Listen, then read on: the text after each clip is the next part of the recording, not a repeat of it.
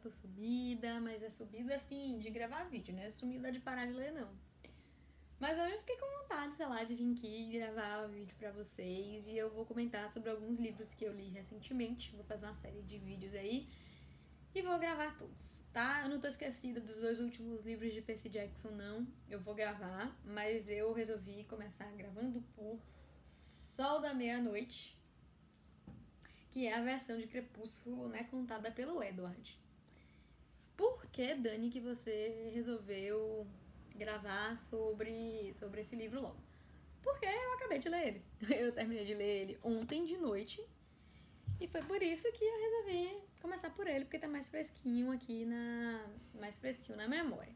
Eu tô mexendo aqui porque eu percebi que eu gravo e a câmera ela tá meio que pro outro lado, então parece que eu tô olhando diferente, que eu não tô olhando pra câmera. Então eu tô tentando ajustar isso aqui pra ficar bem bom, pra não ficar esquisito. Parece que eu tô olhando pro outro lado, mas enfim, não sei se vai ficar tão bom assim não. Mas de qualquer maneira, tô aqui tentando olhar fixamente, direitinho pra vocês, tá? Mas vamos lá. Olha, gente, tem algumas coisas pra falar. Primeiro, eu nunca fui fã do Edward, tá? Me desculpa quem é fã dele, eu não quer dizer, não pode dizer nunca não. Quando eu li Crepúsculo, lá em 2008, 2009, primeiro livro, Crepúsculo, eu gostava do Edward, claro. Eu era uma pré-adolescente e o Edward era, a priori, um príncipe, né? Então, realmente, eu me apaixonei por ele ali. Só que a partir de Lua Nova, quando ele abandonou a Bella, aí eu já não conseguia mais gostar dele. Inclusive, eu tinha raiva da Bella, porque ela perdoou ele tão rápido. E porque ela ficava lá totalmente depressiva e não reagia aos estímulos, aos amigos, não tentava viver, só pensando no Edward, na família do Edward, que tinha abandonado ela. Então, assim, primeiro, né? Eu nunca gostei mesmo dessa postura submissa da Bella e de achar que o Edward era um partidão perfeito, maravilhoso e ela era uma bosta. Nunca gostei dessa postura dela. E depois que ela perdoa ele tão rápido, diante de ele ter abandonado ela e tudo mais, eu fiquei com mais raiva ainda. Apesar que no Lua Nova é introduzido ainda mais Jacob e o universo de Jacob. E eu gostava pra caramba do Jacob, shippava a Bella com ele. Então, Edward deixou de todo o seu favoritismo ali na minha vida, na minha cabeça, na minha imaginação. E passou a ser culpado pelo Jacob. Mas, eu li Crepúsculo, como eu disse, em 2008. Então, eu não me lembro exatamente quando foi que eu acabei de ler os livros, mas devo ter acompanhado aí o lançamento dos livros e dos filmes, né? Eu lembro que eu li os livros antes de assistir os filmes. E tem tempo isso, né, gente? Aí agora, em 2020, lançou a versão de Crepúsculo por Edward e eu, apesar dele não ser meu personagem preferido, eu resolvi ler. E eu não me arrependi. Eu gostei muito do livro. Foi bem interessante. Eu também nunca tinha lido essa proposta. Eu sei que alguns autores já vêm fazendo isso. Ou seja, né, a primeira história é contada por um protagonista, geralmente os livros que eu leio, fantasia e tudo mais, tem um casal, aí a primeira história é contada por um deles, seja pelo homem, seja pela mulher, e aí depois que acaba a série, o autor vai lá e lança a mesma história do primeiro livro, só que contado pelo outro personagem, né, pela outra parte do casal. Então eu nunca tinha lido essa proposta, não tinha aceitado ainda fazer a leitura de uma proposta dessa, e acho que por conta dos anos que se passaram entre o momento em que eu li Crepúsculo contado pela Bella e agora que lançou oficialmente a história de Crepúsculo contado pelo Edward, eu resolvi ler. E como eu disse, não me arrependi, eu gostei. Foi interessante porque eu pude conhecer muito mais sobre a família do Edward. Eu me apaixonei pelo personagem do Emmett, eu achei ele muito bacana, muito de bem com a vida, muito easygoing. E acho que pessoas assim a gente deve querer perto da gente. Então, eu, enfim, adorei ter tido a oportunidade de conhecer a família do Edward e ter conhecido mais sobre o Emmett. Continuei com a mesma opinião que eu tinha sobre a Rosalie, né? Só que, assim, antigamente, a interpretação que ficou na minha mente de quando eu li o livro, que foi até um pouco mudada depois que eu vi os filmes, mas enfim, era que ela era apaixonada pelo Edward e que por isso ela não gostava da Bella, né? Só que não é exatamente assim.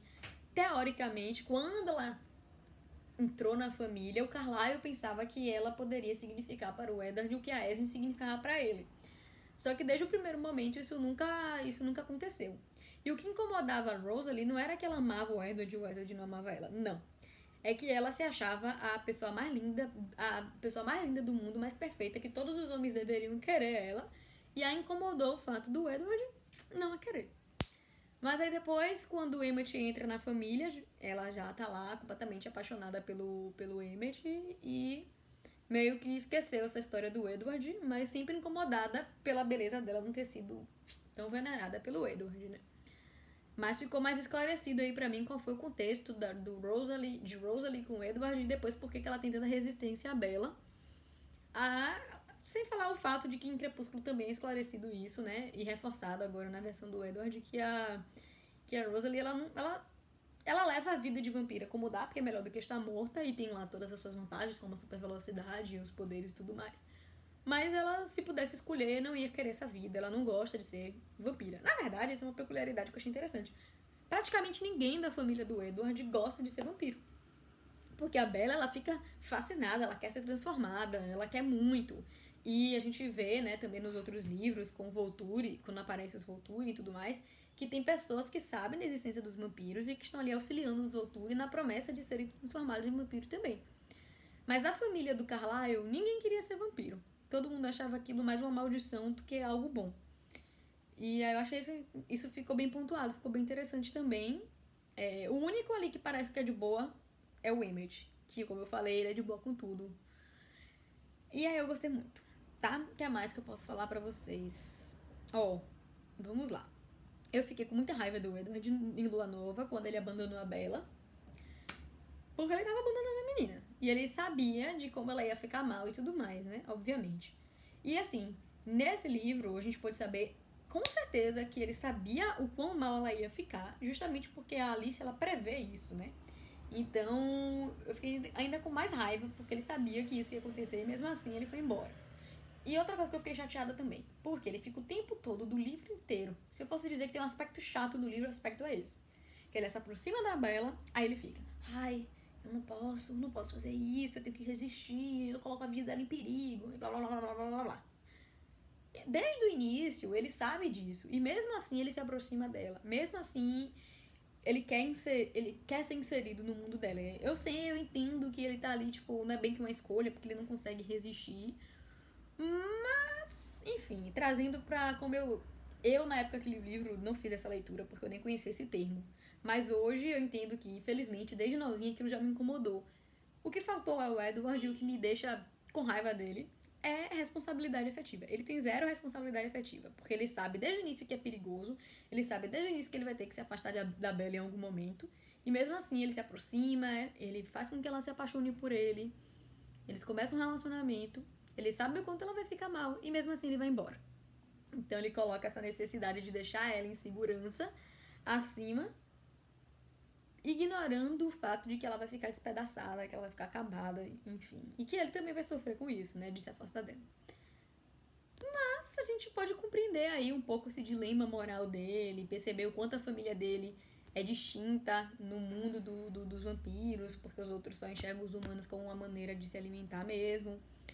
E aí a gente consegue perceber por que há uma atração instantânea ali do Edward com a Bella, que é justamente o cheiro do sangue dela, que é muito forte pra ele. Então tem ali uma certa explicação, né, pra uma atração ali tão bombástica. E eu achei bem interessante o fato de que, assim, quando ele vê a Bella pela primeira vez, ainda que pela mente dos outros, ele acha ela uma humana comum, ordinária, como qualquer outra, que não tem nada de especial.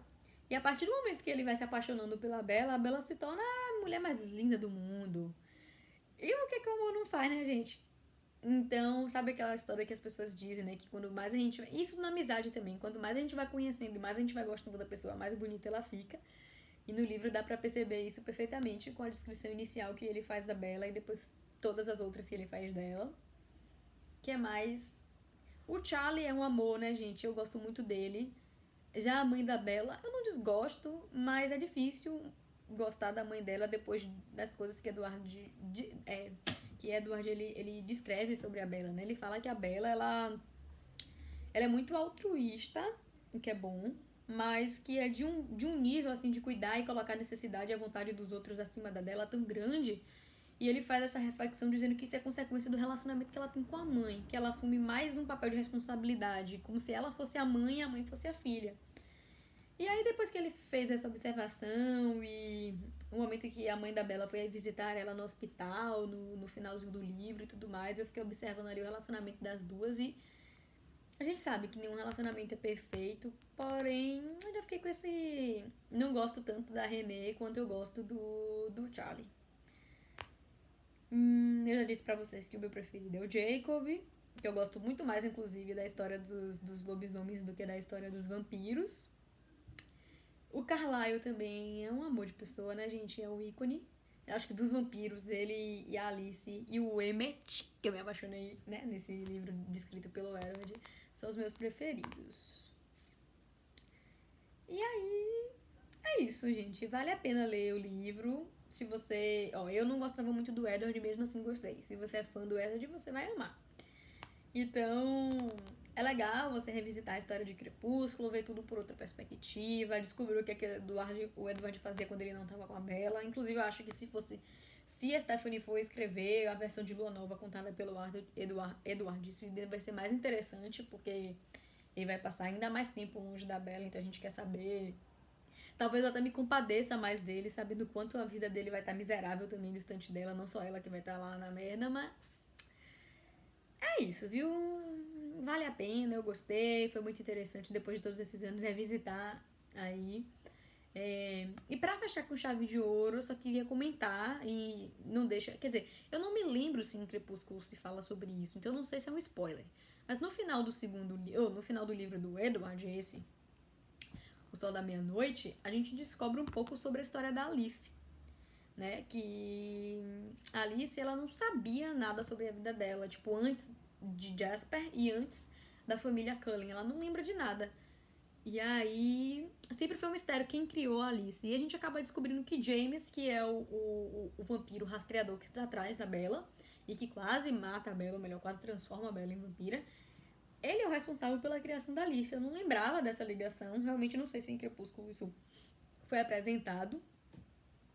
E eu achei interessante. Agora eu achei que poderia ter sido mais explicado, ter sido mais detalhado no livro do Edward isso, porque ficou um pouco... Eu, pelo menos, não consegui entender muito bem ali. Ele criou a Alice, ele tinha o objetivo de matar a Alice, só que ele não matou a Alice. Ela foi a única presa de James, né? A única presa dele que ficou viva e acabou transformada em vampira. E aí parece que ela ficou sob a proteção de uma família. Eu não entendi direito, não. De um outro clã aí que impediu que o James pudesse efetivamente matá-la. E que ela não lembrava de nada da vida dela antes dos Cullen e de Jasper. Justamente porque parece que ela ficou num poço, só tinha mesmo as visões do futuro, não enxergava nada. Enfim, eu não consegui compreender muito bem. Então, se alguém entendeu melhor, que puder comentar aqui embaixo pra gente entender junto aí. Mas eu não lembrava dessa conexão do James com a Alice. Então foi interessante por esse ponto. E o segundo ponto interessante, deixando um gancho pra Lua Nova, né, que é a Victoria. Porque nos pensamentos do Edward, ou melhor, quando ele faz a leitura dos pensamentos do James, no final do livro se chega à conclusão de que James tem uma relação ali com Victoria, mas em nenhum momento se diz que essa relação é amorosa. Porque, pelo que eu me lembro, em Lua Nova, a Victoria tá atrás da Bella pra se vingar de Edward, que matou o James, o amor dela, o parceiro dela. Pelo menos eu tinha uma visão romântica da coisa, né? E aí, pelo livro do Edward, não fiquei com essa visão romântica. Parecia até que eles tinham ali um trelê, um romancezinho, uma vibezinha ali, um romance, mas não era assim, essa coisa toda desse amor todo. Eu não sei se a Stephanie Meyer ela tem a pretensão de escrever Lua Nova na versão do Edward, mas eu leria, seria interessante. Então, esses são os meus comentários aí sobre O Sol da Meia-Noite. Um beijo pra todos.